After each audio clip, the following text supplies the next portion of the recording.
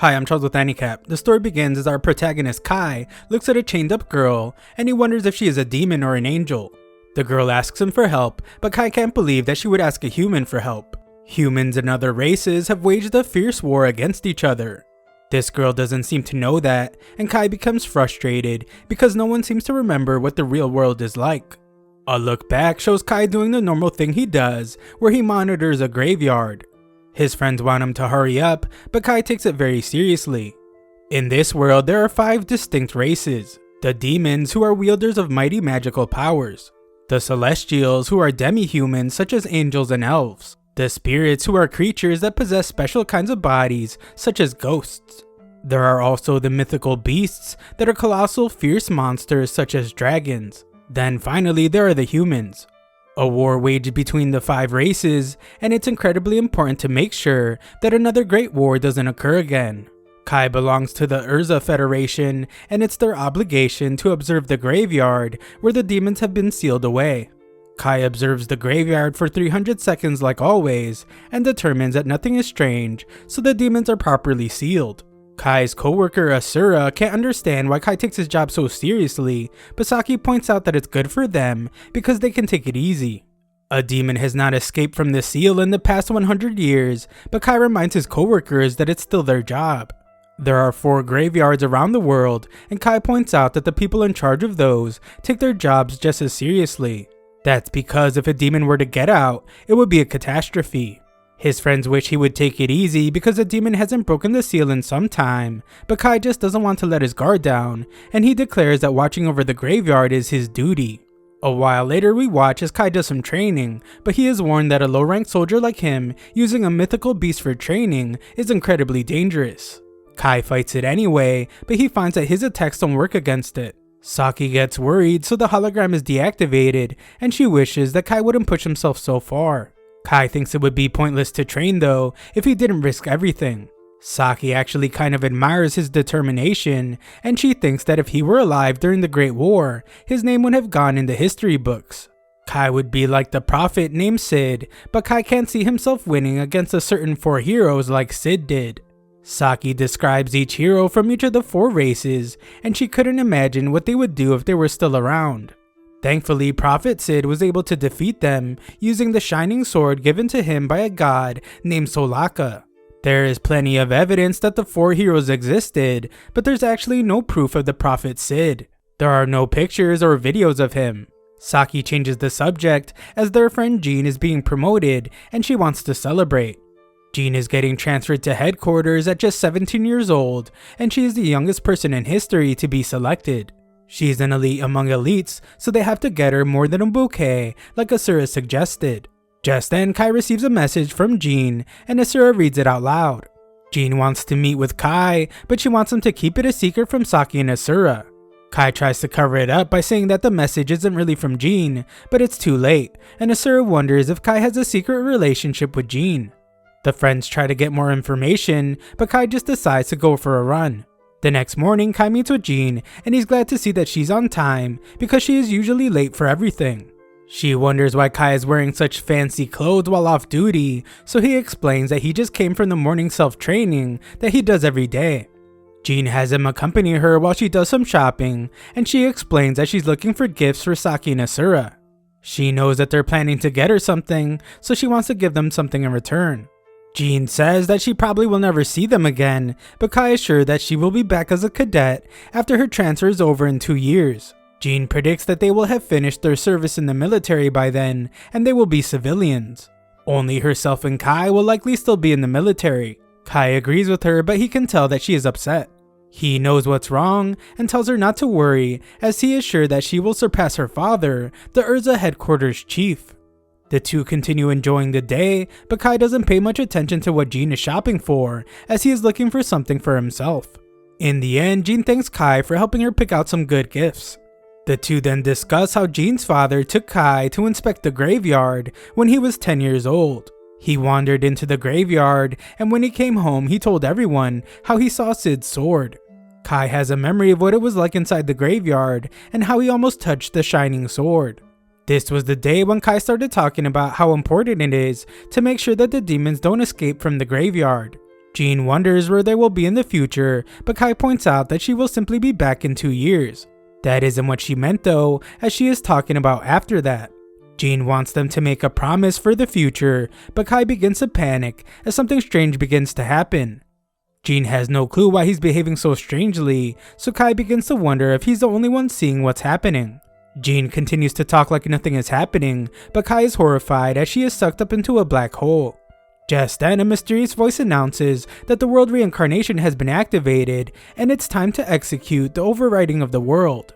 Moments later, Kai snaps out of it, but finds himself in a dark and destroyed world. He is then startled when a gigantic and terrifying looking demon appears before him. The fearsome beast uses a magic attack on Kai, and Kai just barely manages to survive by using his sword case as a shield. Kai can't believe that a real demon is standing in front of him, and it prepares another powerful looking attack. Kai rushes to his sword and quickly loads some bullets into it. His weapon is pretty diverse as he's able to fire bullets from it, and he cancels the dragon's magic. The dragon can actually speak, and it is shocked by Kai's cancellation ability. Kai explains that he used modified elven bullets that are created using elven magic. The demon just continues attacking, but Kai shows his incredible fearlessness as he closes the gap between himself and the demon. Kai's sword isn't able to penetrate the demon's skin, but he uses the opportunity to fire a shot at point blank range. The exhausted Kai explains that the bullet he just used was the modified Drake bullet that reproduces mythical beast breath. It was his first time using it, but Kai is glad to see that he's able to move just like he does in training. This victory has made him confident that he can actually fight real-life demons. Just then, another demon appears and states how laughable it is that a human thinks it can defeat demons. Kai is impressed by how well the demon speaks English, but the demon explains that the most effective way to give orders to a slave is by using its own language. Kai doesn't understand why the demon is calling him a slave, but there is no time to think. The demon says that Kai smells dangerous, so he prepares to eliminate him. Just then, someone rescues Kai by using a flashbang, and they get away. This girl tells her group that the Wanderer has been secured, and she asks to know where Kai is from. Kai is shocked to see that this girl is Saki, but she has no clue how he knows her name. Kai reminds her that they are friends, but she has never seen him before, and neither has Asura. Kai can't understand why they don't remember him, so he reminds them that they are from the same agency.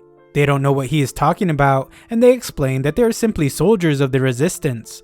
Kai is now the one to be confused, so Saki goes on to say that they are with the human rebel army. This just causes more confusion, so Kai asks them to tell him everything about this world. Asura and Saki assume that he's just flustered from facing a demon.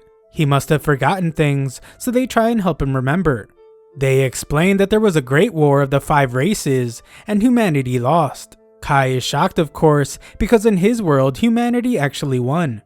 Asura goes on to say that they lost the war over 30 years ago, and cities around the world were taken over by the 4 other races. As for the humans, they're barely managing to survive while running and hiding. The 4 other races now rule the world, and they fight each other over territory. Asura and Saki then introduce Kai to the human city called Neo Vashal. A group of humans took an underground space that was still intact and remodeled it into an underground city. The resistance protects the people living there by fighting the 4 races. Kai wonders why the humans lost the Great War, but it's pretty obvious to Asura and Saki. They point to how powerful the demon he just saw was, and explain that they attack humans in groups, and the humans don't stand a chance at beating them. Not only that, but each of the races has a powerful boss that they refer to as a hero. And these heroes are incredibly strong individuals. All this sounds pretty familiar to Kai, so he wonders what happened to Prophet Sid, humanity's savior. Kai is shocked to hear that they have never heard of Prophet Sid, so he explains that he's supposed to be the human hero who defeated the 4 races. Asura correctly points out that if they had anyone like that, they wouldn't have to live underground like they are. Just then, the main core arrives, and Asura explains that there are several human cities around the world. There are resistance groups in each one, and they are overseen by the main core. The commander of the resistance is someone that has saved many lives, and Kai can't believe his eyes when this person turns out to be Jean, especially because everyone thinks she is a guy. Asura and Saki introduce Kai to the commander, and they explain that his memory is a bit foggy. Jean begins to leave, but Kai can't take all this and he stops her. He tries to remind Jean about who he is and how they were just shopping a few moments ago. Jean of course has no clue what he's talking about, and she assumes that he has her mistaken for someone else. Kai can't believe that she really doesn't know who he is, so he asks her why she's pretending to be a guy. Jean is shocked to hear this, and Kai reminds her that she wanted to surpass her father as his daughter. A soldier named Fallon stops him, and Jean decides to just leave. Kai's new friends worry about him and tell him that he should get some rest. That night, Kai looks through some historical documents and finds that the only records missing are those of himself and Prophet Sid. Just then, Kai realizes something. If Sid never existed and humanity lost the Great War, then why do the graveyards that seal away the 4 races still exist? The next day, Kai asks Saki about the graveyards, but she has never heard of them. Asura lets Kai borrow the car, which upsets Saki, but Asura says that it was just a reflex. Kai arrives at the graveyard and thinks about how this is his first time going alone. He's surprised to find that the blockade stone was removed, and he goes inside. The darkness soon turns to light, and Kai is amazed when he sees the shining sword just sitting there. This proves to him that the legends of Sid must be true. Kai pulls the sword from the mantle, and a loud voice gives Kai the world coordinate key and calls it the code holder. Just then, a giant shining door opens in front of him, and Kai hears a girl calling for help. Kai is shocked to see that he's not in the graveyard anymore, and he goes up some large stairs. At the top, he finds a ton of chains being used to restrain just one girl. Her wings look like they belong to both demons and angels, and the girl begs Kai to free her from the chains. It sounds like the girl says her name is Rin, but Kai can't be sure as she passes out. Kai doesn't think she looks like a demon, so he looks for a way to free her. Kai warns that she better not attack him after he frees her, but he finds that he isn't able to break the chains. A more powerful attack fails as well, so he's out of options because he doesn't have another weapon. Just then, Kai wonders if he can use the shining sword, so he says the words code holder. This causes his weapon to start glowing, and Kai is shocked to see that it transforms into Sid's sword. Using the sword causes massive damage, and the chains are easily broken. The girl is freed, but Kai is startled when she jumps away from him. She angrily screams for someone named Vanessa to come out, and she declares that she hasn't lost to her yet. She thinks that Kai is a wimpy low-ranked demon that Vanessa sent to defeat her, so she attacks him and demands that he bring out Vanessa. Kai managed to dodge her first attack, but her second one is terrifying. Just then, Kai hears a voice say that the code holder can sever fate. Kai uses the shining sword and shocks the girl as he slices right through her attack. Kai even surprises himself, and the girl demands to know what he just did. She still calls him a weak demon, but Kai shows her that he doesn't have wings or a tail. Kai asks her to start trusting him, so she apologizes. She has a serious grudge against demons, which makes Kai realize that she must not be one. Kai wonders what race she is, but she doesn't think that's important. She thanks him for saving her life, and she even apologizes for attacking Kai, but she begs him not to ask about her race. They introduce themselves, and Rin explains that she doesn't know where they are. She was fighting Vanessa, and before she knew it, she was imprisoned in this place. Kai is shocked because Vanessa is the hero of the demons, and she is known as the Dark Empress. This means that Rin is really strong, and she confidently declares that she could wipe out a whole army of demons. Rin is amazed by Kai for canceling her magic, but they are interrupted when a monster appears. This monster sounds like a robot as it announces their threat level to the New World is determined to be the worst. They barely manage to dodge the monster's attacks, so they decide to just run for their lives. Getting away proves to be difficult as the monster is able to teleport itself and it captures Rin. Rin then screams in pain as the monster begins to eliminate her, and Kai gets furious at himself for just standing and watching. His frustration causes him to act, so he tells Sid that he will be borrowing his sword, and his incredible attack frees Rin. The monster is stunned to see the forbidden sword, and she wonders what it's doing there. Just then, a portal opens, and Kai and Rin escape back to the world. Rin expresses how scared she was, and reveals that this is the first time anyone has ever done something like this for her. She was told by the Celestials, the spirits, and even the mythical beasts that she is not one of them. The demons were the cruelest to her, as they called her an unsightly abomination. This is what caused her to get into a fight with Vanessa. Kai can relate because no one remembers him, and he feels like he's all alone in this world. Kai says that his world was totally different because in this one, demons have taken over all the cities. Just then, Rin explains that in her version of the world, the demons haven't taken over. Just before her fight with Vanessa, the demon started saying that the hero of the humans had just arrived. Kai is in disbelief as he thinks that this is Sid, but Rin doesn't know who it was. Kai is still relieved because Rin seems to remember the same history he does. Kai thinks that they're pretty similar, and Rin is happy to hear that because no one has ever said that to her before. Outside, Rin collapses and Kai offers to take her to the underground city. Rin is afraid to go to a human city though because she can't trust anyone. Rin does trust Kai though because he saved her life, so she agrees to go with him. Back in his room, Kai thinks about how difficult Rin made the trip back. She was able to hide her wings, but she still stuck out like a sore thumb. She even tried to use magic right in the middle of the city, but Kai can't blame her because she is surrounded by strangers in a strange place. Kai's weapon has reverted back to normal, so he considers trying to change it back. He is interrupted though when Rin needs help shutting off the shower. Rin thinks it's really unfair how humans shower with such warm water because she used to have to shower in freezing cold lakes and rivers. A soft bed is something new to her as well. She did notice that the city on the surface was in ruins, making it clear that the demons really have taken over. Kai has also determined that this world is a world where the results of the war among the 5 races is inverted. Rin simply says that they need to escape this world and return to theirs with the correct history, but Kai isn't sure if there's a way to do that. In the middle of the night, Rin wakes up and warns that the demons have arrived. The city comes under attack and citizens are told to immediately evacuate to a shelter. It's an enemy race invasion and Kai emerges to see how terrifying things are. Kai knew that this version of the world was in bad shape, but seeing how far humanity has been cornered makes him realize how dire the situation is. What's worse is that there is no one who can save humanity. Rin holds on to Kai, but he apologizes and tells her to let him go. He has realized that there's only one person in this world who can play the role of Sid, and that is him. The demons continue to terrorize the city, and all attacks against them fail. Saki is sent to get a more powerful weapon, but she quickly finds herself in danger. A demon's about to eviscerate her, but Kai manages to save her just in time. Saki is shocked when Kai tells her to use water against these demons, and he explains that the water makes it hard for them to fly.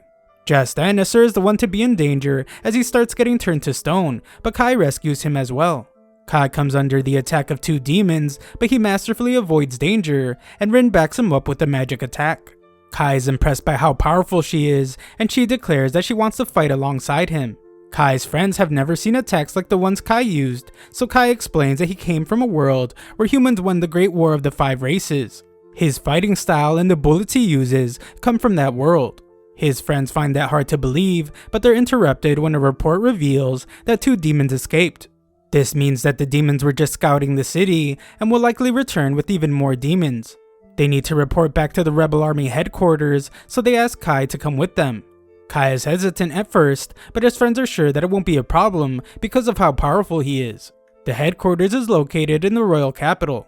The royal capital was destroyed, but this makes it the perfect location because the demons would never expect the headquarters to be in a place that was ruined. Kai then learns that Jean took over as the leader of the rebels after her father retired from an injury. Kai meets with Jean and the other leaders, but they find it hard to believe that he's from another world where humanity defeated the demons. It's so unbelievable that some members get upset. Kai then reveals that in his world, he was childhood friends with Jean, and that is why he acted like they knew each other before. Kai mentions some names that seem to bother Jean, so she ends the meeting. Later, Kai is told that Jean wants to meet with them again in secret. Kai's information on the demon's weakness to water was incredibly helpful, so they might believe what he says if he continues to be correct. Kai then meets with Jean, and she reveals that he was right, she is a girl. The only people that know she is a woman though are Fallon and a few veteran executives. It turns out that the names Kai mentioned earlier were the nicknames that Jean used for her father and grandfather. It's pretty convincing when it comes to Kai being from another world, but Jean is still skeptical. Kai's knowledge and battle skills could be useful though, so trusting him is worth the risk. Jean then reveals that she needs his help. They're planning to team up with the other 5 cities to surround and repel the demons that try to invade them. If they succeed, then they won't have to abandon their city. Rin fears that retaliation will only draw more demons to the city, and if a high-ranking demon decides to show up, then it could blow away the entire city with just one blast of its magic. Jean gets frustrated as she already knows all this, but has determined that they have no other choice. Kai shocks everyone though when he suggests that there's only one demon they should be aiming for, and that is the hero of the demons, the Dark Empress Vanessa. Jean can't believe that he's really suggesting that because Vanessa is an absolute monster. 30 years ago, she wiped out the capital's defense force and occupied the government palace all by herself. Kai knows just how dangerous she is, but he also knows that the only thing that's going to work on a monster like her is Sid's sword, the Code Holder. Because of how dangerous his idea is, Kai suggests that he and Rin will be the only ones to fight Vanessa directly. He explains that in his world, a man named Sid defeated Vanessa all by himself. Jean wonders if Kai is able to do the same, but he's just hoping so. Jean then wonders what Kai is doing all this for, and he agrees that it sounds pretty crazy for him to put himself in such danger for a world that he doesn't belong to. However, Kai has given it a lot of thought. His friends fought so hard for their lives, and he wouldn't be able to escape and return to his world if he didn't do something to help them. Kai goes back to talking about his plan and explains that demon forces are mostly deployed near the border because they're looking out for the other three races and not worrying too much about the humans. The demons near the royal capital likely only makes up for about 10% of the demon force. While he fights Vanessa, he would like the rebel army to keep the other demons occupied. Jean is confident that they can keep the demons busy for a couple hours, but she is sure that a lot of lives will be lost in the process. Just then, Fallon reveals that behind the palace, there's a private underground train line that the royal family used as refuge. No one knows about it, and Jean's father was the one that came up with the idea to use it against the demons. At the time, there was no one strong enough to fight the demons, so he gave up on his plan. Jean's father likely didn't tell Jean because he didn't want her going through with such a reckless plan. Jean can't believe that Fallon kept this a secret, and Fallon admits that she has found herself trusting in Kai's abilities as well. There is no time to hesitate, as the demons are likely preparing to attack, so Jean declares that it's time to challenge the hero of the demons and take back the Urza Federation. As the group prepares for their mission, Rin thinks about how much she hates all the races, and how she hates herself the most because she's made of all the things she hates about the races. Kai is the only person that ever embraced her, so she hopes that he doesn't die on this dangerous mission. The rebel army then heads to the government palace through the underground passage. While the main forces keep the demons occupied, the plan is to free any captives in the capital and to defeat Vanessa. Saki can't believe that the four of them have to be the ones to confront Vanessa, but Kai says that they are the only people he trusts to back him up. This doesn't make Saki any less scared, so Rin promises that she is strong enough to beat anyone other than Vanessa. If she ends up facing Vanessa alone, then Rin declares that she will just self-destruct and take Vanessa with her. Asura fears that they will be detected by the demons, but Kai explains that the demons are really only sensitive to magic. Humans don't have magic abilities, so it should be harder for them to be noticed. Asura is so nervous that his hands are shaking, but he knows that if they defeat the demons, they will be the talk of the world. They will be praised and maybe even rewarded. After a long drive, Jean gives an inspiring speech to her rebel army. She points out that they have been fighting the demons for as long as anyone can remember, and it's all been in preparation for this day. Jean declares that it's finally time for them to crawl out of their dark basement and have their voices heard. Everyone cheers in agreement, so Jean leads the charge to the surface. There, Kai is shocked to see what the government palace looks like, as it is swarming with demons. One demon uses a magic attack, but Kai has seen it before, and he lands a counter shot. He is able to quickly finish it off, but several more demons show up. Kai and Rin signal to each other like they know just what to do, and they use a powerful combination attack to wipe out a swarm of demons. Everyone is amazed by the attack, so Kai explains that he used a bullet manufactured in his world to combat groups of enemies. Kai decides that it's time for him to look for Vanessa, and he will start on the top floor of the north side. The north stairs have collapsed though, and they will have to break through 10 flights of stairs on the south. Jean then gives directions to the other groups. Group 1 is in charge of making sure that no demons get into the palace, and Group 2's job is to rescue the prisoners underground. On their way up the stairs, Fallon reveals that she didn't see Kai pull the trigger on his weapon when he launched his attack against the swarm of demons. There is no way the attack could have come from his gun, so Fallon begins to suspect that Kai isn't telling them something about Rin. Jean interrupts their conversation though, and brings up how Kai will be challenging Vanessa one-on-one. She hopes that Kai won't go back on his word, and he assures her that he won't. Just then, Rin spots a little imp, and it summons a large demon. This demon is clearly very dangerous as it attacks a guy in their group, but Fallon springs into action to slice the demon's fingers off and she saves the guy. Fallon tells the others to go ahead as she can easily handle this beast, so Jean says that they will see her again at the top. Elsewhere, we see that the mission is going well as Group 2 makes contact with the prisoners and Group 1 fights off some demons. Back with our group, everyone gets worried when an attack is aimed right at Jean. Jean is completely unharmed after it hits her though, and she explains that she is wearing elven armor. When it comes to magical resistance, nothing is better. Jean tells Kai to go on ahead, and he vows to keep his promise to defeat Vanessa. They leave, and Jean declares that the demon's opponent is the Knight of the Sacred Light. Kai's group is now down to 4, and they put on some armbands that will keep the demons from seeing them. Rin nearly reveals her secret by explaining that she used barrier magic on the sleeves, but Kai stops her. They come up with a lie about how it works and just say that it refracts light and hides them. Just then, a terrifying monster appears and Rin reminds everyone to stay silent. The beast gets really close to them, but they are hidden by their sleeves and the monster leaves. Kai then tells Saki and Asura to wait in a break room. If it looks like Kai is going to lose his fight against Vanessa, then they will have to shut off all the lights so Kai and Rin can get away. The group splits up, but an alarm sounds soon after. Rin has no clue how they could have been found, so Kai suspects that there must be infrared sensors in the building. A demon appears before them, and he calls Rin hideous for having strange wings. Kai shuts him up and demands to know how they were found. The demon reveals that it was Vanessa's idea to use the human surveillance system. He explains that Vanessa was actually pleased to see the humans invading, and she is curious to know why they decided to end their lives this way. Kai wants this demon to take them to Vanessa since she is so happy about them being there, but the demon would rather have some fun himself.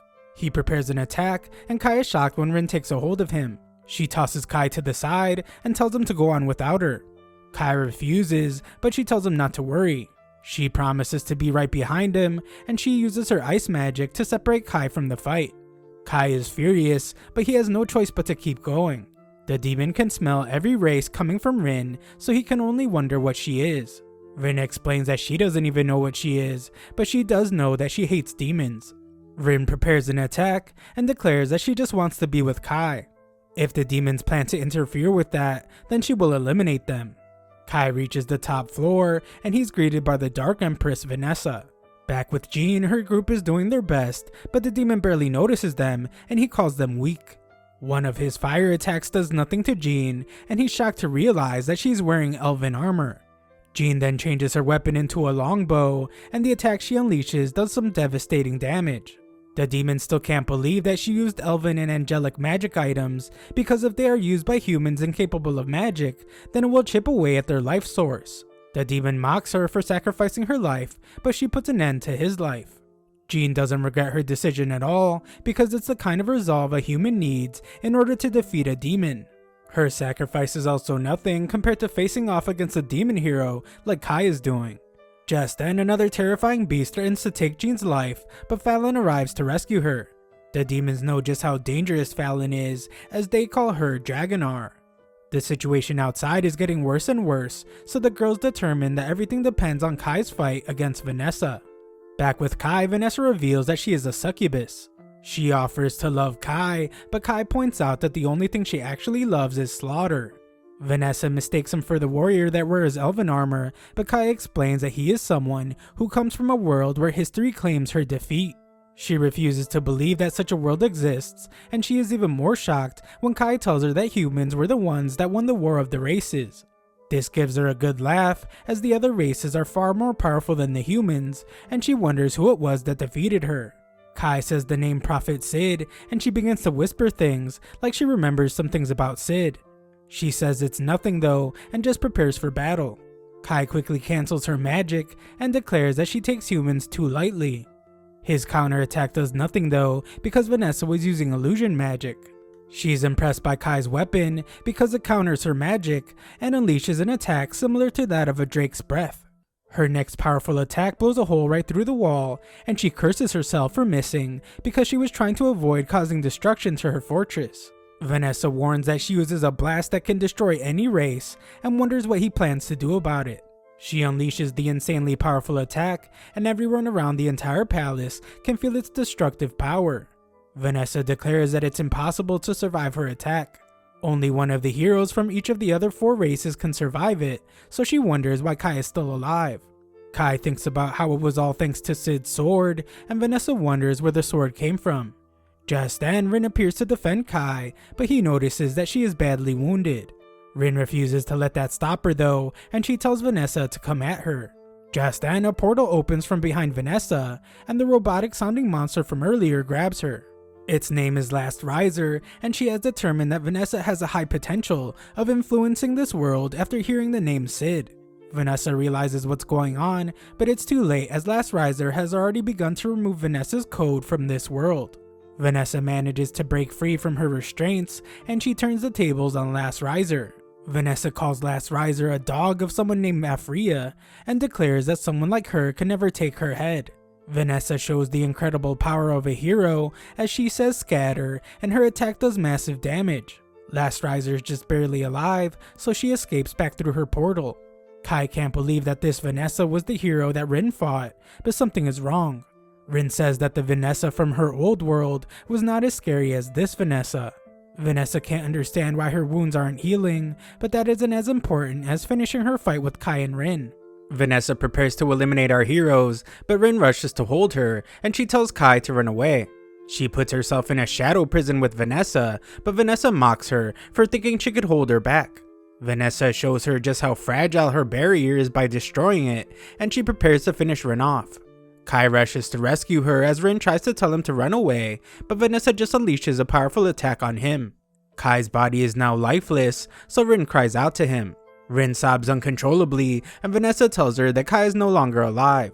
She wonders if Rin will try to get revenge or attempt to run for her life. Vanessa mocks her more as she thinks she has lost the will to live, but she is stunned when Rin's wounds begin to heal. Rin speaks with a terrifyingly calm voice and declares that she will never forgive Vanessa. Rin goes through some kind of transformation, and Vanessa is stunned because Rin's chaotic appearance seems to be a mix of all 5 races. Rin just tells her to shut up as she begins her attack, and she manages to push Vanessa back. Vanessa eventually stops her though, as she laughs like a psychopath, and she tells Rin that she should have used this form from the beginning. If she had, then Kai might have been able to escape. Vanessa determines that Rin must have been afraid to show her true form to Kai in fear that he would have rejected her. Vanessa makes fun of her for being the furthest thing from a human and for being afraid of being called a monster. She then blames Rin's hesitation for Kai's death, and Rin can't deny it. Rin regrets not doing this sooner, but she knows that she can't bring Kai back. Just then, Rin gets very serious, and she tells Vanessa that it's time for both their lives to end.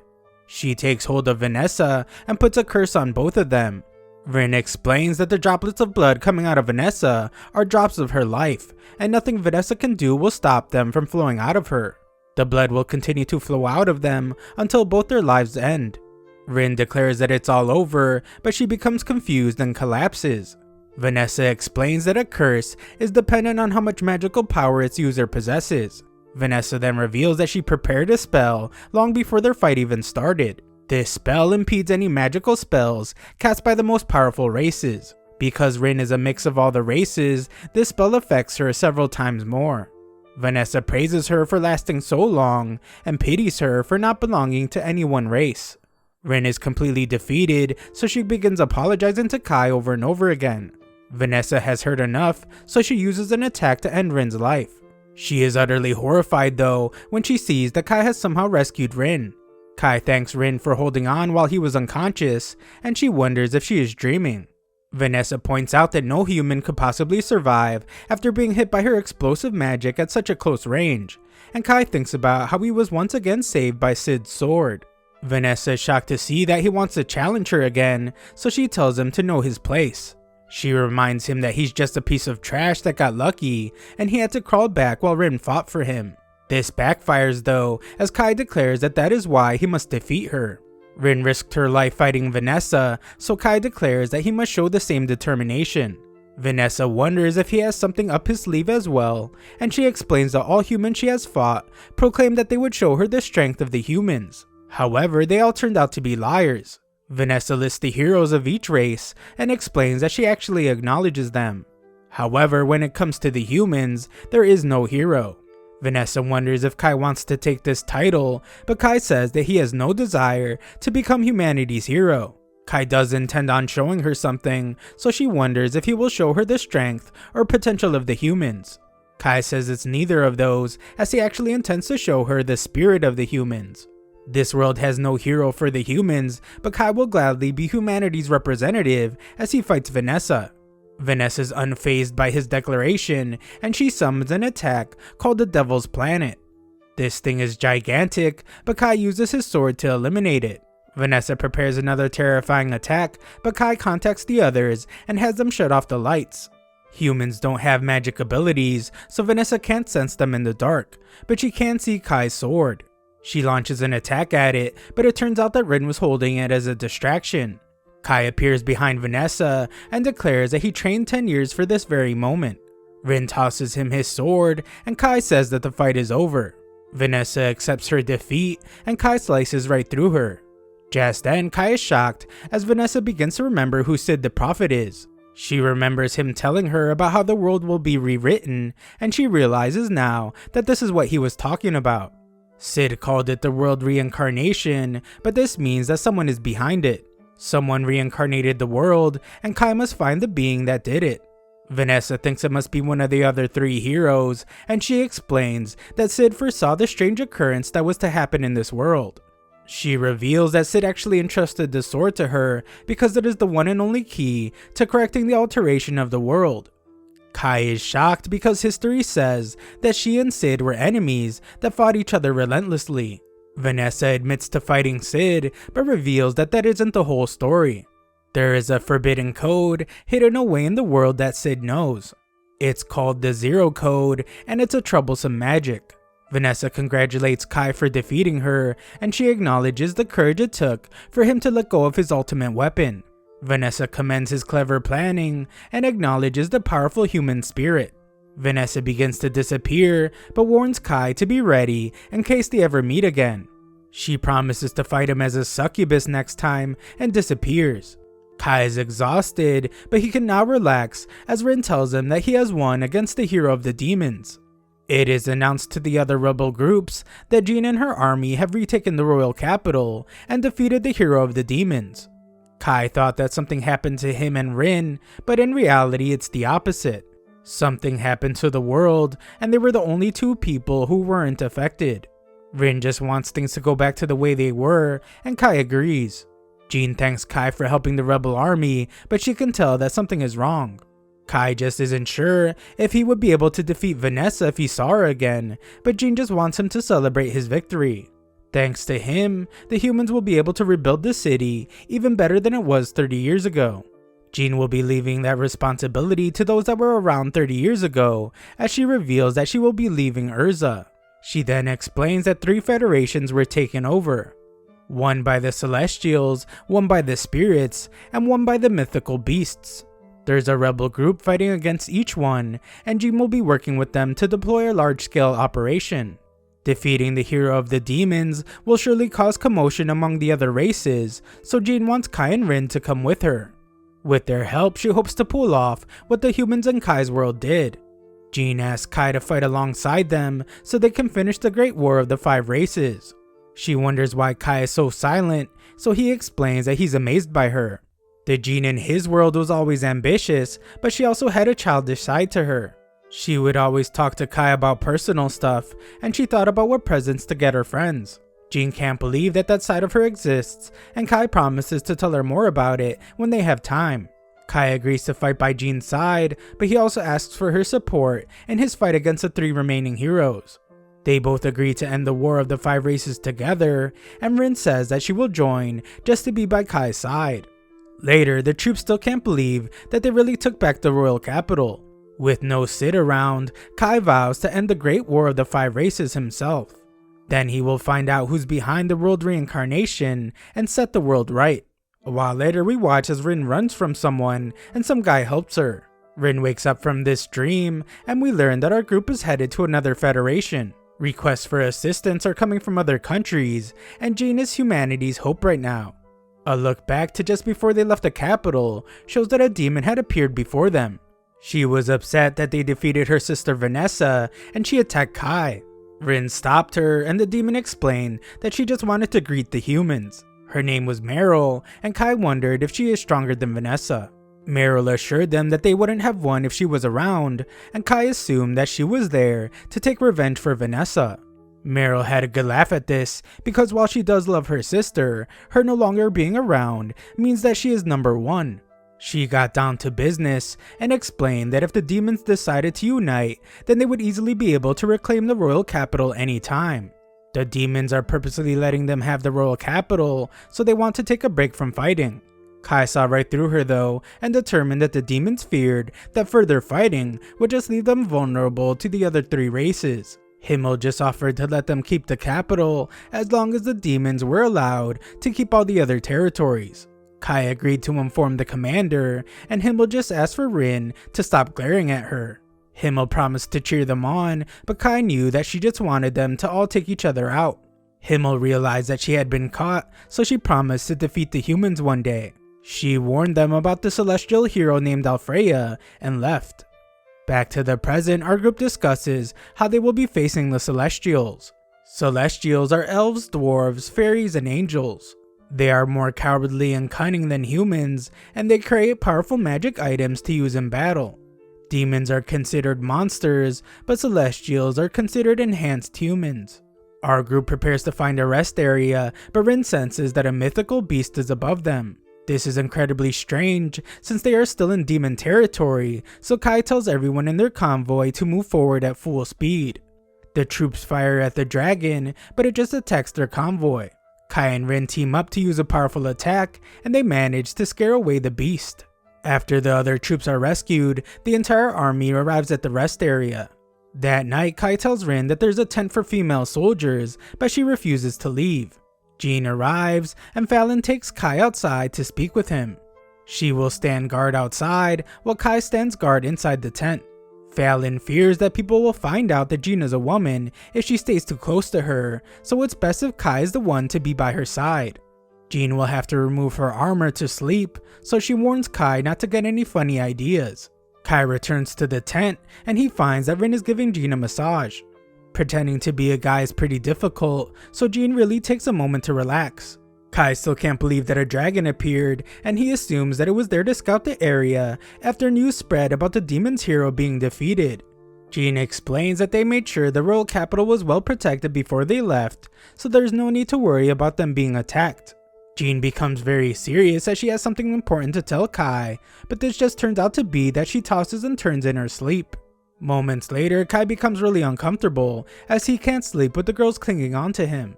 The next morning, Kai is exhausted and he just pretends like he couldn't sleep because of the stress of having to be Jean's bodyguard. It is announced that they will be crossing the border soon, which means they will finally have reached the Low Federation. Their destination is the Rebel Army headquarters in a city just outside of the Low Federation. Saki prepares herself with a weapon because it's crucial to strike first if they encounter a Celestial. Their guns are more effective against Celestials than dragons, but Kai still reminds Saki to take a deep breath before shooting. Humans and Celestials look pretty similar, so Kai tells her to be careful before shooting someone. Rin shows off some fruit she found, but Kai wonders if it's poisonous. Rin doesn't think it is because it just tickles a bit when she bites it, but Kai freaks out because that's probably poison. This isn't her first time eating them though, as she once ate them in the Elven Forest. Jean explains that the fruit is there because of the Celestial invasion. The human city was buried along with the Elven Forest. Just then, our group notices that they're being welcomed by civilians. A low Rebel Army advisor greets them and introduces himself as Zephin. They receive the news of Kai defeating the demon hero, and it has given all the troops a lot of hope. Zephin has some sort of past with Fallon, and he's surprised to have lived long enough to see her again. They then all head to see the low rebel commander named Dante.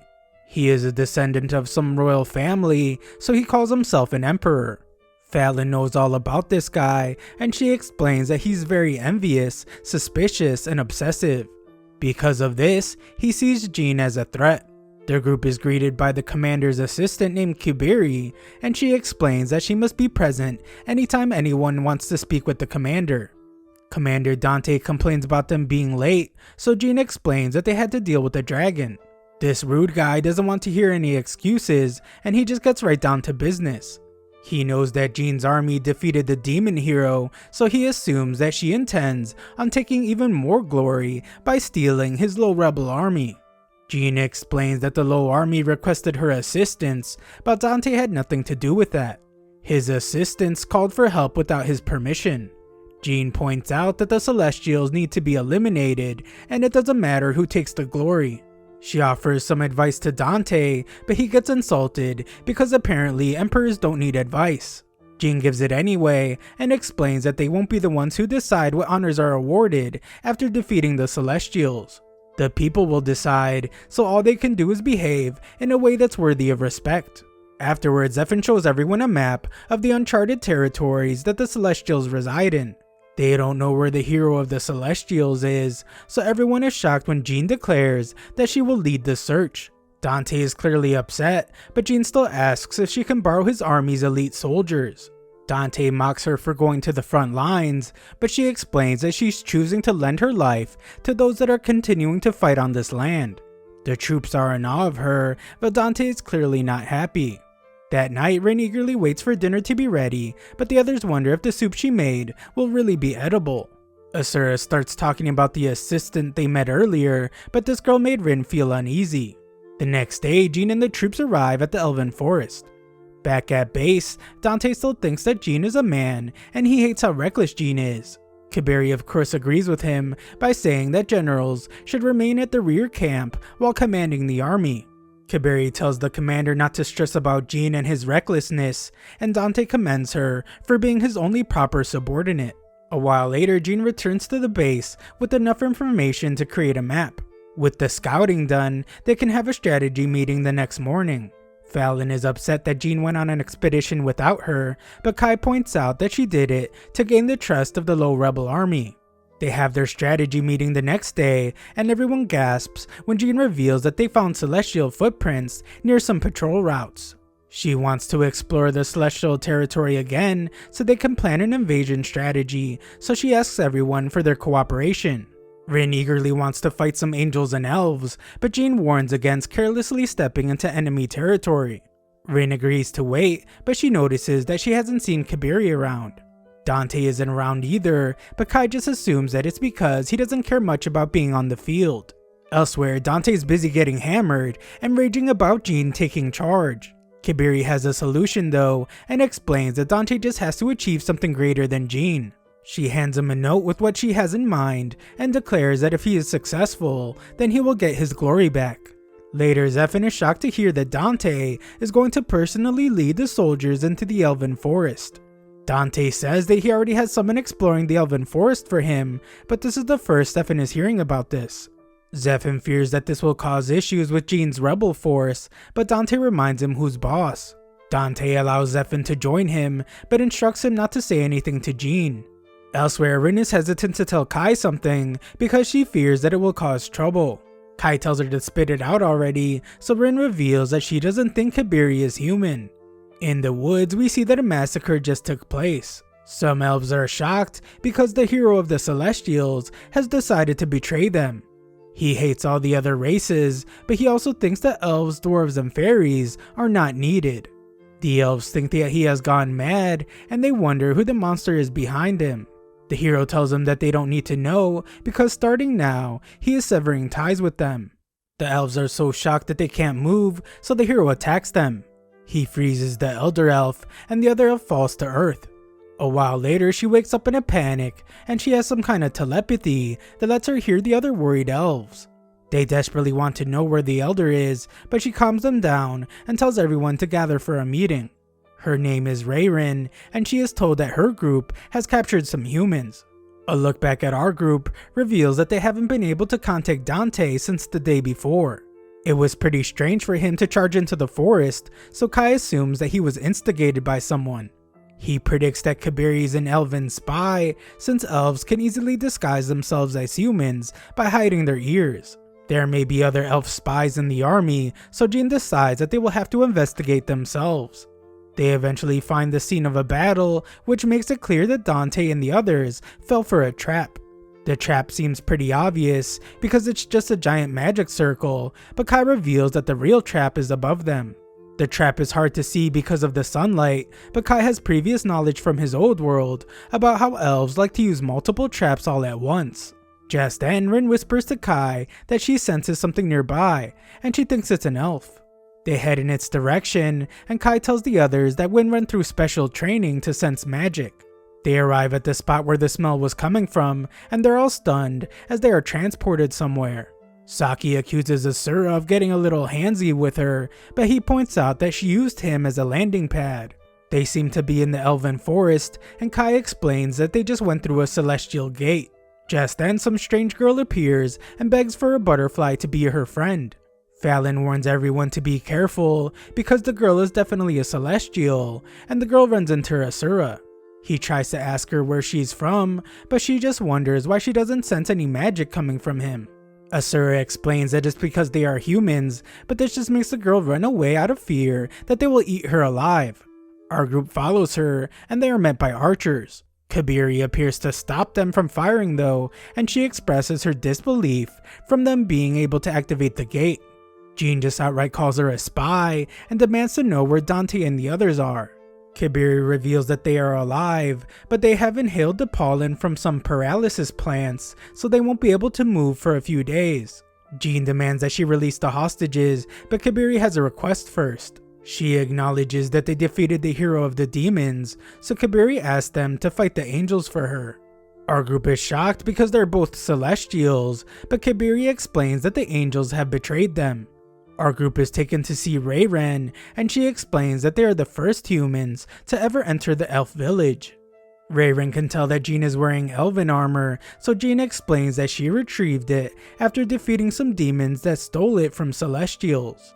Rayren lets it slide because Jean didn't steal it from an elf herself, and she proposes a contract to them. Rayren agrees to free the hostages, but in return she wants them to rescue the Great Elder from the celestial hero named Alfreya. Kai is familiar with the name, but Rayren says that Alfreya has changed. He was always warm and gentle, but for some reason he demanded that elves, dwarves, and fairies become servants to the angels. Rayren and the Elder went to speak to him on behalf of the other Celestials, but he refused to speak, and Alfreya just captured the Elder. Rayren will give them guidance on their journey, but it will mainly be something they have to do themselves. Fallon wants proof that this isn't a trap because it would be big trouble for them if they end up getting ambushed by elves and angels. Kabiri shocks everyone by saying that she will go with them, and if they feel like something is wrong, then they can end her life.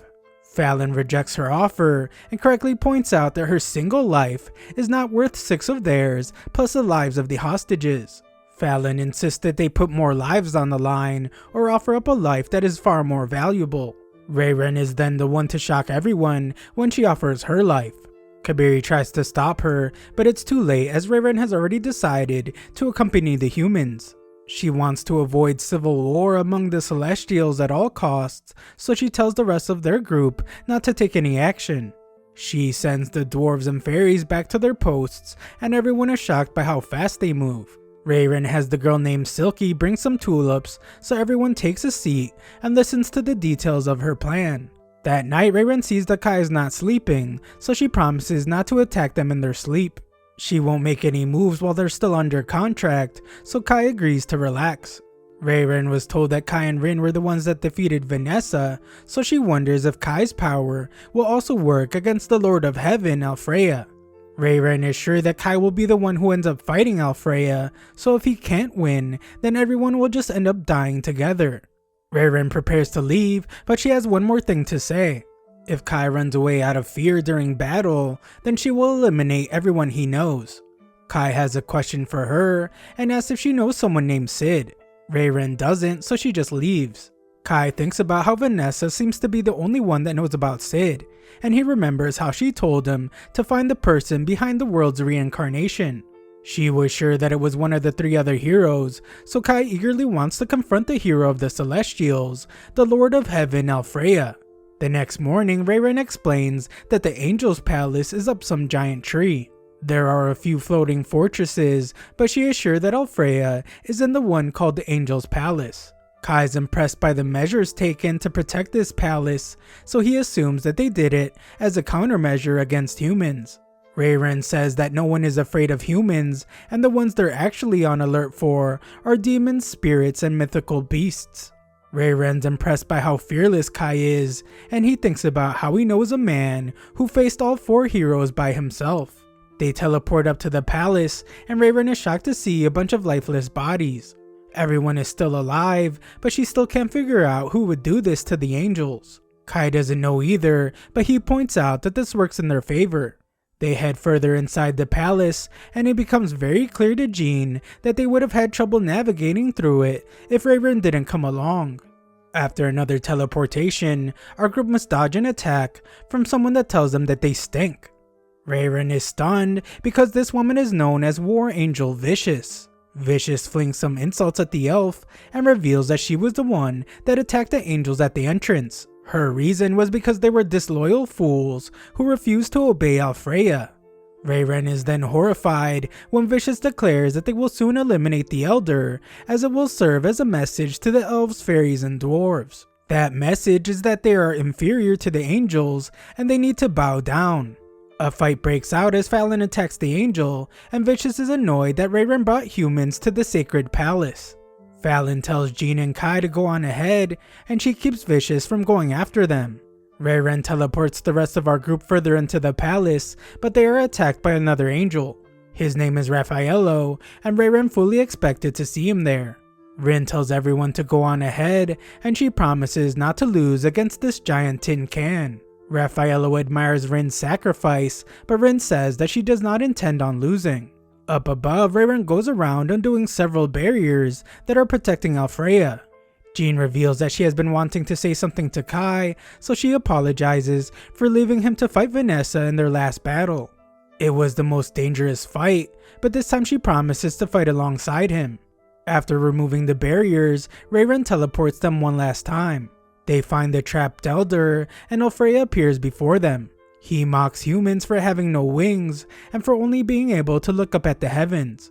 Alfreya says that blessings come from the heavens, but angels are the only ones entitled to receive them. Vicious continues to attack the others, but she is surprised to see that Fallon's sword was made from a drake's fang. It's an incredibly powerful weapon, since its power erupts through impact. The celestial race is skilled at creating these types of magical items, so they know a lot about them. Vicious seems proud of that fact, but Fallon points out that her boss is trying to force slavery upon those very same celestials. It doesn't make sense, but Vicious says that Alfreya's reason is just something humans can't fathom. Back with Rin, we see that she managed to do some damage to Raphael. He is surprised that she was able to pierce through his divine guard so easily, and he acknowledges her as a threat. Rin can tell that he's just lying though, because in reality her attacks are doing nothing to him. She becomes frustrated by how calm Raphael is, and she laments how all angels look down on others. This is why the other races seem inferior to them, and Raphael wonders what Rin is. Rin explains that she doesn't know, but she doesn't want to know either. All that matters to her is that she stays by Kai's side. Back with Kai, Alfreya has decided that it's time for the execution of the Great Elder. Rayren is saddened by how much Alfreya has changed, but she must now tell him that he has no right to lead the Celestials. She must stop him, so Rayren declares that she will send him to his grave. The others become worried when Alfreya summons a powerful weapon to attack her, but Kai uses Cold Holder to rescue her. Everyone is amazed by his heroics, and Alfreya wonders if Kai is really just a human. Kai confirms it, but Alfreya can't understand why a human would defend an elf. Kai's response is simple: if something were to happen to Rayren, then the elves would resent him. Alfreya still can't understand, but he did notice that Kai's sword is no ordinary weapon. Kai does some flexing and explains that his sword was able to rival Vanessa, the demon hero. This means that it also has the power to rival Alfreya. Alfreya has a good laugh at this declaration, and he just mocks Vanessa for losing to a lowly human. Alfreya can't believe that Kai thinks so highly of himself, but Kai points out that Alfreya is in no position to call Vanessa a fool, mainly because she wasn't trying to execute her own subordinates like Alfreya is. Alfreya has a serious god complex, as he states that anyone who disobeys him has no right to be his subordinate. Jean shocks everyone when they see that she has turned her weapon into a bow, but her attack is easily stopped. Alfreya ends up taking damage from it, so he realizes that she's using an elven bow. Alfreya calls her the fool now, and he wonders if she knows what it means to wield an elven weapon with a human body. Jean of course does, but she just doesn't care that she's draining her own life away. Kai is stunned to hear this for the first time, but Jean says that there's no time to explain. Taking down Alfreya is what's most important. The annoyed Alfreya barely moves for his next powerful attack, but he's surprised to see that Jean is also wearing elven armor. Alfreya is insulted by a human using celestial items, so he uses his little bell to summon another attack. Rayren shows off a bit of her power with a protective barrier, and she declares that she refuses to be in debt to humans so many times. Kai thinks they need to free the Elder to make the fight more even, and Rayren compliments him for being such a smart human. They rush towards the Elder, so Alfreya tries to stop them. Rayren uses another barrier, but Alfreya destroys it, so Kai must block the attack with his sword. Alfreya has had enough of Kai, but Kai just tells him that he's taking humans too lightly. Rayren makes her heroic attempt to rescue the Elder, but her tiny useless dagger shatters into a million pieces. Rayren can't believe it because the dagger was an elven treasure. The Elder is a being second only to heroes, so the casket sealing her must be really powerful. All the items Alfreya is using are incredibly powerful as well, so she wonders how he can use all those magic items at once. Even as a hero, he should be depleting a lot of magic. He doesn't seem affected at all though, so she wonders if this new power of his is what caused him to suddenly change. Alfreya doesn't answer and simply says that this is rapture. His change in personality is simply the joy he feels from finding a new subordinate to replace her. Everyone is then horrified when Alfreya opens a portal and he decides to show them his new subordinate. Kai can't believe his eyes, and Alfreya reveals that his subordinate is Last Riser. Back with Rin, she has her hands full as she's getting destroyed by Raphael. Her wings are getting all messed up, but this just makes her angry. Power bursts out of her body, and she lands a seriously powerful attack. Fallon continues her fight, and she instructs the humans to take out Vicious's wings. Their bullets miss by a long shot, but Asura manages to push her back with a grenade. Fallon uses the opportunity to sneak up on Vicious, and she reveals that she knows her secret. Her wings are the source of all her power. Vicious can't believe that she knows her secret, and Fallon reveals that a man from another world told her about it. Back with Rin, she is shocked when Raphael tells her to hurry up and move on ahead.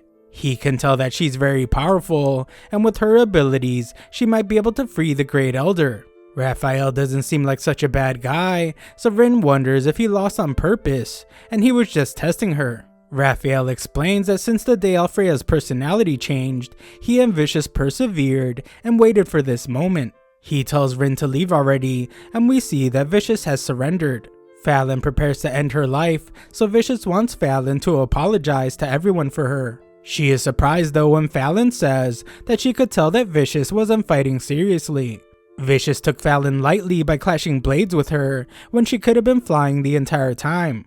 The humans are then stunned when Fallon decides not to end her life. Up above, Alfreya orders Riser to attack.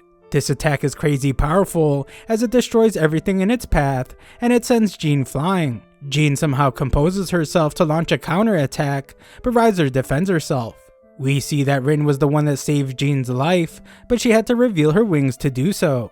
Jean wants a thorough explanation, but she decides that it can wait until after the battle. Alfreya calls Rin a disgusting being, but Rin is more concerned about seeing Last Riser. Kai questions Alfreya about the world reincarnation, but he has no idea what Kai is talking about. Kai then asks about Sid, and this actually gets a reaction. Alfreya struggles with his memory, but he does seem to know about Prophet Sid. He begins to remember receiving something from that human, but Last Riser surprisingly attacks him. The robot monster has detected that Alfreya has been influenced by the taboo word Sid, so she must now execute Zero Code. She initiates the hero overwriting, which will remove Alfreya's code from the world. Everyone watches in horror as Alfreya screams in agony from being destroyed. Alfreya is eventually eliminated, and everyone wonders what just happened. Kai remembers that this is what almost happened to Vanessa. Last Riser simply leaves, and everyone questions if it's really over. Just then, a power erupts out of nowhere, and Alfreya reappears, but he's in a great deal of pain. Everyone tells Rayren to stay back, and she notices that Alfreya's wings have changed color. This thing is just an avatar of Alfreya, and he initiates the memories of the hero Celestial. Just then, Kai remembers that when he was first teleported, a voice declared that the world was being overwritten. Now a hero is being overwritten, and it's causing a lot of problems. Alfreya bot launches his first attack, and Rin struggles to hold it back. It eventually breaks through, and the damage leaves everyone in really bad shape. Rayren is absolutely stunned because she realizes that Alfreya was able to use magic without channeling through magic items. Alfreya keeps talking about how he was gifted power by the heavens, but Rayren tries to snap him out of his delusion. She says that he isn't enhancing his power, he's actually just chipping away at his life. Celestials take pride in using their items, but Alfreya has forgotten that and is taking delight in using magic without them. Alfreya tries to silence her, but Rayren says it's no match for her defense. Alfreya shocks her though by using a weapon to easily break through her shield. Kai rushes to rescue her, and he scolds Alfreya for letting Rayren down. She never stopped hoping that he would return to normal, but Alfreya's not interested in the fantasies of a weakling. Kai can tell that there's nothing left of the real Alfreya, but Alfreya says that a mere human could never understand. The one thing Kai does understand is that this Alfreya is only an imitation reproducing the hero's powers. Kai battles it out with the Alfreya bot, and he realizes that Alfreya's sword keeps regenerating instantly every time he destroys it. This explains why Alfreya was able to break through Rayren's shields. His swords kept getting destroyed after each shield, but it just kept regenerating.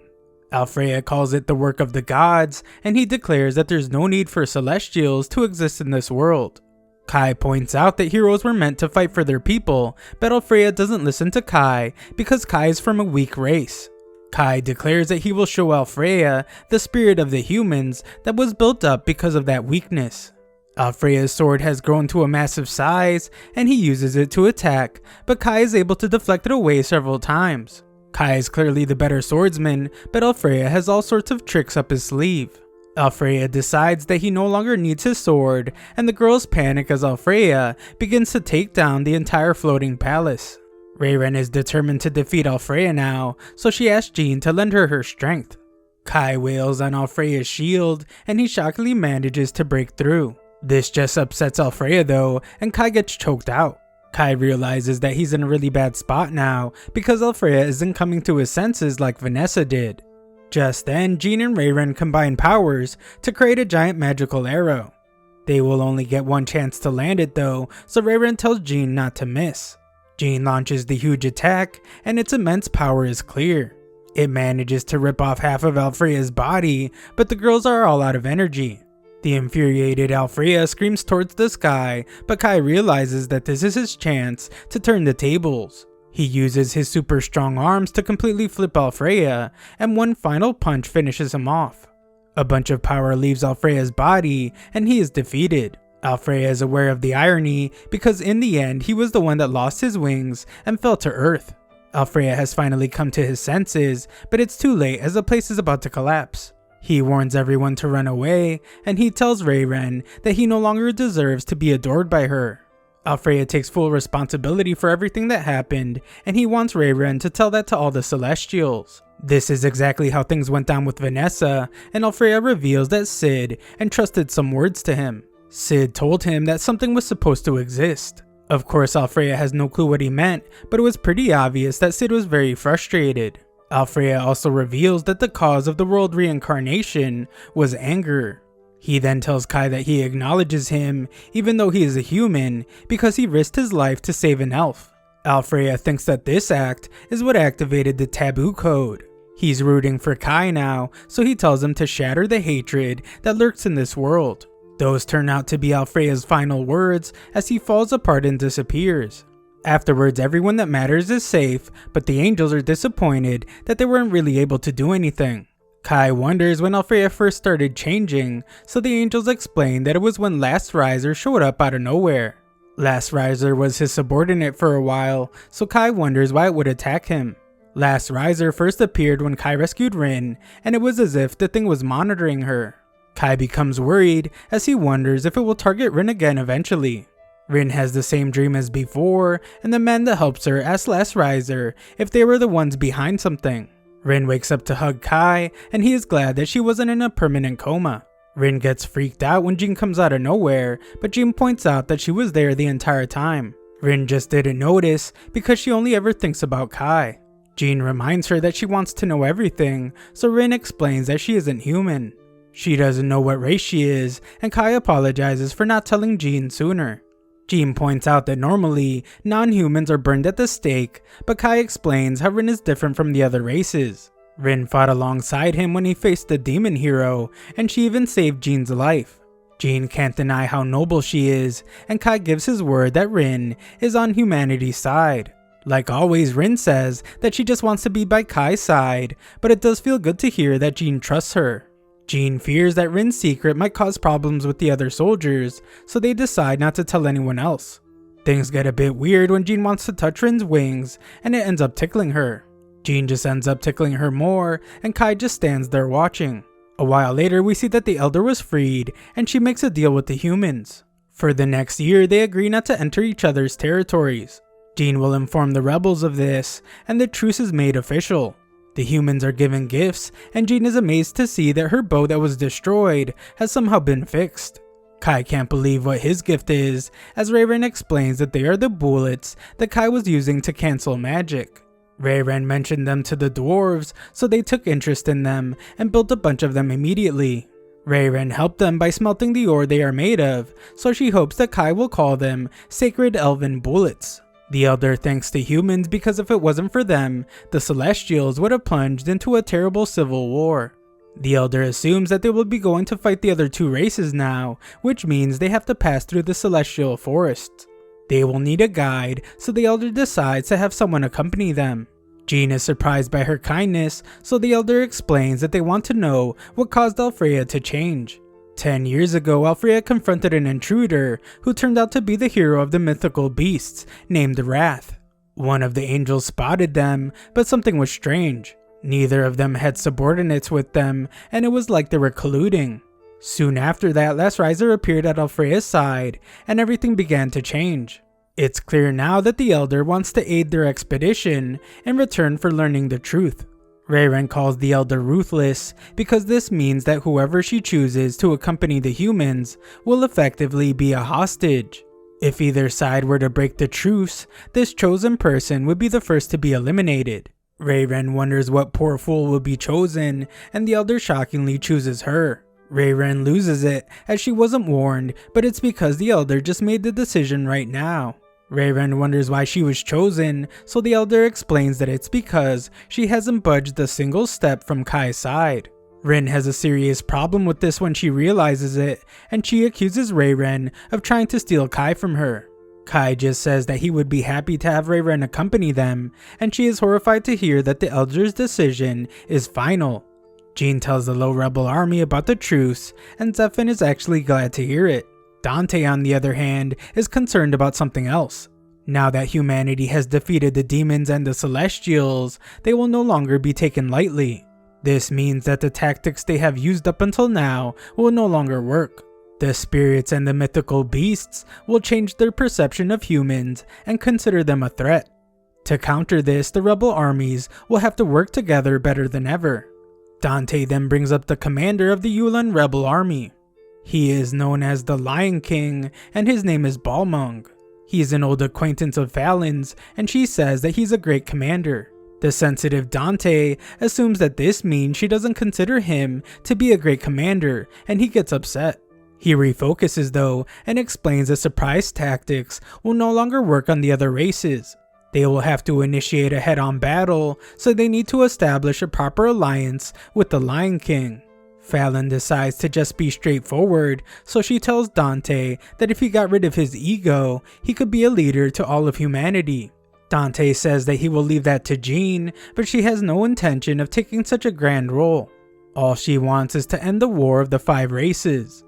Elsewhere, some red fox guy meets with the hero of the spirits named Kyoko. They're both disappointed to hear about the other heroes being defeated, and they blame their small-minded nature. This is because they both half-heartedly resisted the last riser and failed to control her. This guy turns out to be Wrath, and things take a crazy turn. Kyoko accuses him of lying about something, and Wrath declares that it's time for the spirit race to disappear from this world. Kyoko takes off, but Wrath quickly chases her down. Wrath is incredibly powerful, but he knows that Kyoko is no slouch either. She is able to trap Wrath in a water prison, and she thrashes him about. She nearly crushes him, but Wrath has Last Riser on his side. Riser takes a hold of Kyoko and makes her disappear. Our group travels to the next rebel base, and Reiren explains why the roads are so wide.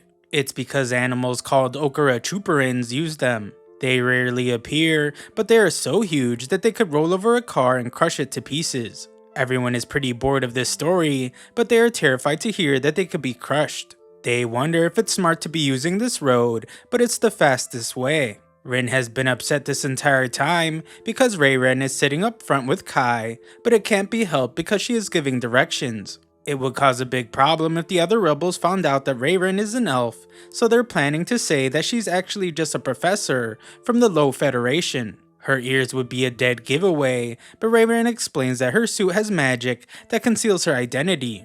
Reiren says that she is more skilled than Rin, but this just makes them argue. Reiren tells everyone that it will take another 3 days to get to their destination, so they will have to stop at a nearby camp. Just then, Fallon notices a spot in the forest that looks like something has eaten away at it. She fears that it was a mythical beast, but that should not be possible since they are still in the Low Federation territory. That wasn't the case when the dragon attacked either, so Jean realizes that the mythical beasts have started crossing the borders to invade. Back with Wrath, he mocks Kyoko for getting splattered everywhere. There isn't enough of her there though, so Wrath assumes that she managed to get away just with her core. Wrath predicts that she's going to a certain place, so he gets upset, but he reminds himself that he will have another chance to eliminate her. Back with our group, they have arrived at the camp where everyone enjoys a nice bath. The springs are said to heal wounds, and they feel amazing. Saki wonders if it's really okay for them to be resting like this, but Fallon assures her that it is. This is especially true because they helped a lot when they fought the hero of the Celestials. Near a tent, Kai pretends that Jean is inside and he's acting as her bodyguard. However, the truth is that she wants to take a bath, but they can't let any of the soldiers find out that she is a woman. Reiren takes a bath with her, but she teases Rin for looking like a succubus. Of course, this leads to another argument, but Jean calms him down to explain something she discussed with Kai. They have no idea what the world incarnation really means, and the same is true for the cold holder. What they do know is that Kai's weapon was not made by the humans, so she thinks that Kai shouldn't use it anymore. However, she realizes that her weapon isn't made by humans either. Jean is sacrificing her own life by using elven technology, but she has already made up her mind. Kai realized that he would never be able to change her mind because even in his old world, Jean was stubborn. Jean said that she didn't care if Kai's story was true, and all that matters is if he can benefit them in their war against the other races. Most importantly, they have to learn more about the monster Last Riser. It gave Alfreya a mortal wound, and it even appeared when Kai fought Vanessa. Unfortunately, even in Kai's world, there was no information on her. Kai, however, has seen enough of Last Riser to determine that she must be monitoring the heroes.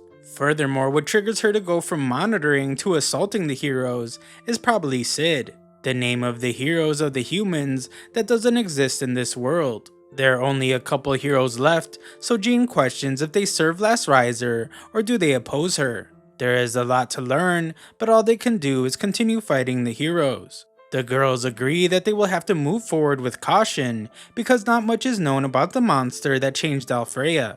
They will have to be prepared for Last Riser to appear again anytime they fight another hero. Rin then reveals that she is terrified of the monster. She isn't sure why, but her legs give out anytime she sees her. It's so bad that she becomes paralyzed. Just then, everyone is startled as something shakes the ground. It turns out to be a giant beast, so the soldiers try to shoot at it. Of course, shooting has done nothing this entire anime, so their efforts are wasted. Kai arrives, and he manages to land an attack. Fallon shows up soon after, and the two decide to work together. They quickly close the gap to land a double attack, but the beast just knocks them away. Kai is nearly stomped on, but he dodges, and Fallon blinds the monster with a flashbang so they can get away. Kai's modified Drake bullet didn't work against this monster, so he determines that it must be stronger than any mythical beast he has ever seen. Jean arrives and orders the troops to retreat. Kai explains that this monster is exceptionally strong, so their cannons won't work and they will need something much stronger. He is told that they don't have anything stronger, so they will just have to buy time so the troops can get away. Jean isn't okay with just doing that though, so she asks Kai how they can defeat the beast. Kai is shocked, so Jean explains that they can't be pushed back by this monster if they intend on defeating the mythical beast hero. Kai agrees, so he reveals that they need to aim for the monster's forehead. It has some kind of magical organ or something, and it's the monster's vital spot. That much they already know, so the real question is how to destroy it. Just then, Jean realizes that they are still in celestial territory, and something they can use should be nearby. The group initiates their plan, and they have some soldiers get the monster's attention. When it gets close enough, Fallon attacks it, and Kai uses something called a fog spore to create a smoke screen. This fog will keep the monster from being able to see or smell for a while. With the monster stuck in place, Rin attacks it with her magic. This allows Kai to get up close, and he shoots right at the organ. The monster instantly goes to attack Rin, but Kai manages to push her out of the way just in time. Just then, Rin teleports the beast away, and we learn that this was their plan all along. There was no way for them to destroy the organ, so they tricked the monster into getting teleported instead. Rin then explains that the monster is being burnt to a crisp by the magma-like heat of the Purgatory Flower Garden. Just then, Jean is horrified when she realizes that Kai is injured. Kai explains that the monster sensed Rin's magic, but he realized it too late. Because of this, he had to sacrifice himself to save her. Rin can't bear to see him so injured, but Kai is just glad that she is okay. Rin arrives to stop the bleeding, and everyone returns to camp. While Kai recovers, he has a dream of someone calling out to him from the forest. She calls him the child who is loved by fate, and the child who was thrown away by the world. She also refers to him as the one who touched upon the taboo code. Kai wakes up in a panic, and we learn that Jean and Rin had the same dream. Kai is startled, and he reveals to everyone that he has heard the voice before. Everyone prepares to leave, but they were told that there will be a slight delay. Asura doesn't know why, but Saki just wonders if they have time for another dip in the springs. In the forest, we see that Kai has asked Rin to take him to the building he saw in the dream. Rin says that the place isn't very special though, and there are just statues inside. Rin explains that she has been there before because she has always been fascinated by the silly things that humans make. Jean can't believe that humans chose such a remote place to build something, and she wonders if it was really them. It turns out that Rin doesn't actually know who built the place. She just assumed it was the humans because the Celestials definitely didn't do it. Kai explains that this makes it a megalith, an unanalyzed spiritual ruin, a structure whose origins are completely unknown. There were several of them in Kai's old world, and one of them was the graveyard where he and Rin first met.